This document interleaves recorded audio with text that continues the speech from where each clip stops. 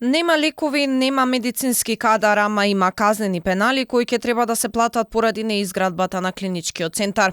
Колку пари ќе треба да се плати, министерот за здравство не знаел, затоа што немало официјална комуникација со италијанската фирма која бара оштетување за раскинување на договорот, а сумата од 20 милиони евра била шпекулација.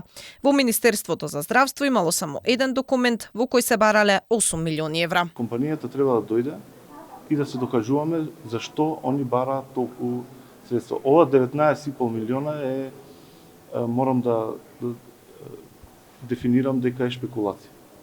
Значи немаме никаков одговор од компанијата. Имаме еден документ кој што е побарување од 8 милиона евра, за кој што исто така немаме одговор од компанијата, од истата компанија која што го доби тендерот и беше поништен. Не само што не знаеме колку ќе не чини раскинувањето на договорот за клиничкиот центар кој беше потпишан во 2017 и оставаме на времето што ќе покажа. Не знаеме ни кога пациентите со ретки болести ќе добијат проширена листа на позитивни лекови. Додека пациентите со цистична фиброза молат за лек, Сали како прв човек на Министерството за здравство не можел да даде одговор кога Министерството за финансии и Фондот за здравство ќе обезбеделе пари за лекот. Министерството за здравство финансирало само до 20 пациенти од дијагноза со ретка болест, а доколку имало повеќе пациенти како што е случајот со болните од цистична фиброза, финансирањето на терапијата било предмет на договор помеѓу Фондот за здравство и Министерството за финансии. Кога ќе се најдат пари за лекот, Сали не знае.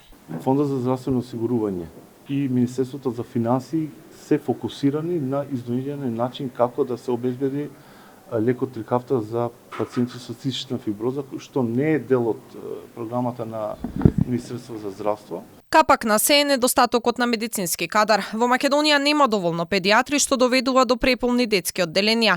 Сали откако дошол на функцијата работел на решение на проблемот и имал два пристапи. Едниот да се обезбедел кадар, а другиот матичните педиатри да можат да дежураат во здравствени установи или болнички домови за што се потребни измени на Законот за здравствена заштита, кои пак поради кризата во годината што измина не успеале да ги донесат.